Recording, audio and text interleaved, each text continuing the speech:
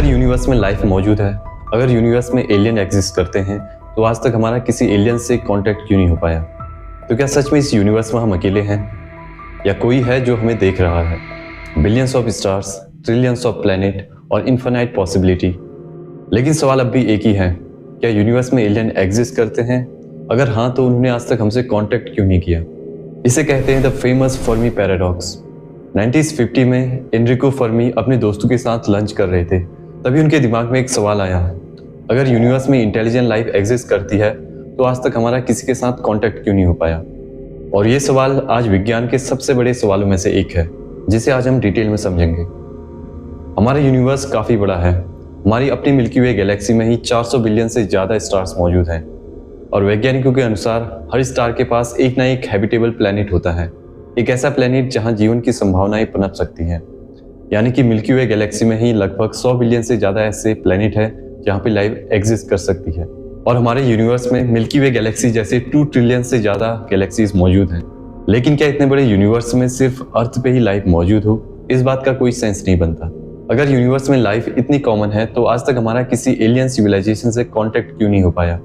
ना कोई सिग्नल, ना कोई स्पेसशिप और ना ही कोई सॉलिड प्रूफ। यही सवाल, यही विरोधाभास कहलाता है फर्मी पैराडॉक्स। हमारे पास कोई ऐसा परफेक्ट आंसर नहीं है जिससे हम फर्मी पैराडॉक्स को समझा सके, लेकिन हमारे पास बहुत सारी ऐसी संभावनाएं हैं जो और भी ज़्यादा डरावनी हैं। तो चलिए एक एक करके इनके बारे में जानते हैं। इस सिद्धांत के अनुसार जीवन के लिए जितनी आवश्यक शर्तें चाहिए, वो इतनी अनोखी, इतनी जटिल और इतनी कठिन है कि पूरी मिल्की वे गैलेक्सी में पृथ्वी ही एकमात्र ऐसी जगह है जहां जीवन बुद्धिमत्ता के स्तर तक पहुंच पाया।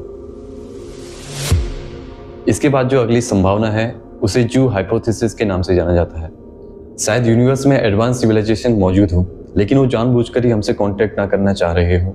जैसे हम सारे एनिमल्स को देखते हैं लेकिन उनके साथ कांटेक्ट नहीं करते, इसी तरह से कोई एडवांस सिविलाइजेशन जो हमें जू या प्रिमिटिव सिविलाइजेशन की तरह देखते हो। इसके बाद जो अगली संभावना है, वो ये कहती है कि वे काफ़ी ज़्यादा एडवांस होंगे। वो इतने ज़्यादा एडवांस है कि उनकी कम्युनिकेशन के सिस्टम को हम समझ ही नहीं सकते। हम एलियन से रेडियो सिग्नल द्वारा कांटेक्ट करने की कोशिश करते हैं, लेकिन ऐसा हो सकता है कि वो हमसे 4 डायमेंशन और 5 डायमेंशन के जरिए कम्युनिकेशन करने की कोशिश करते हो, या फिर dark matter technology, quantum technology, या वो कम्युनिकेशन के लिए किसी ऐसी एनर्जी का इस्तेमाल करते हो जिसे हम कभी समझ ही ना सके। ठीक वैसे ही जैसे एक चींटी स्मार्टफोन की टेक्नोलॉजी को नहीं समझ सकती। इसके बाद जो अगली संभावना है, वो ये कहती है कि यूनिवर्स में शायद हम सबसे पहले हैं। शायद ब्रह्मांड में अभी जीवन का असली विस्फोट होना बाकी है। हम जीवन की शुरुआती लाइन में सबसे आगे खड़े हैं, और बाकी सारे प्लैनेट्स अभी शुरुआती स्टेज में हैं। इसके बाद जो अगली संभावना है, वो सबसे ज़्यादा डरावनी है, क्योंकि इसके अनुसार हमारे यूनिवर्स में एडवांस सिविलाइजेशन तो बने, लेकिन वो काफ़ी लंबे समय तक सर्वाइव ना कर पाए। वो इतनी ज़्यादा एडवांस हो गई कि आपस में लड़कर ही एक दूसरे को खत्म कर दिया। या ऐसा हो सकता है कि डायनासोर की तरह किसी एस्टेरॉइड ने उनको भी खत्म कर दिया हो, या ऐसा हो सकता है कि उनका खुद का प्लेनेट जीवन के लिए उपयुक्त ना रहा हो। इस तरह की लगभग 5 घटनाएं पृथ्वी के साथ भी हो चुकी है, जिसकी वजह से जीवन लगभग पूरी तरह से समाप्त हो गया था। और दूसरी ओर जिस तरीके से human nuclear weapon, missiles, robots और एडवांस टेक्नोलॉजी में लगा हुआ है, इससे तो हमारे भी काफ़ी लंबे समय तक सर्वाइव कर पाने के चांसेस काफ़ी कम लगते हैं।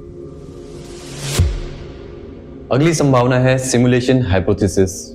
काफ़ी लंबे समय से वैज्ञानिक और टेक एक्सपर्ट इस बात पे जोर देते आए हैं कि हम एक कंप्यूटर सिमुलेशन में रह रहे हैं, जैसा कि मैट्रिक्स मूवी में दिखाया गया है। हालांकि इस बात में कितनी सच्चाई है, हम इसके बारे में नहीं जानते, लेकिन ये फर्मी पैराडॉक्स को समझाने के लिए काफ़ी अच्छा है। अगर हम सच में किसी सिमुलेशन के अंदर हैं, तो सिमुलेशन बनाने वाले ने हमें, पृथ्वी और सिर्फ ऑब्जर्वेबल यूनिवर्स को बनाया होगा, ताकि हम किसी और एलियन सिविलाइजेशन से मिल ना पाए। इसके बाद और भी बहुत सारे हाइपोथेसिस हैं जो फर्मी पैराडॉक्स को समझाने का काम करते हैं, लेकिन इसके बारे में हम कोई सटीक जवाब नहीं जानते। हमने हज़ारों एक्सोप्लैनेट खोज लिए हैं, और नई नई टेक्नोलॉजी से हम आसमान को पूरी तरह से स्कैन कर रहे हैं और लगातार एलियंस के लिए सिग्नल भेज रहे हैं, लेकिन अभी तक ब्रह्मांड खामोश है।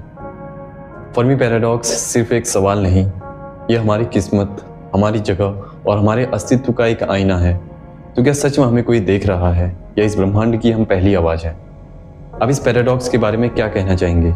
नीचे कमेंट में ज़रूर बताएं। उम्मीद है आपको आज की वीडियो पसंद आई होगी। मिलते हैं नेक्स्ट वीडियो में, तब तक के लिए गुड बाय।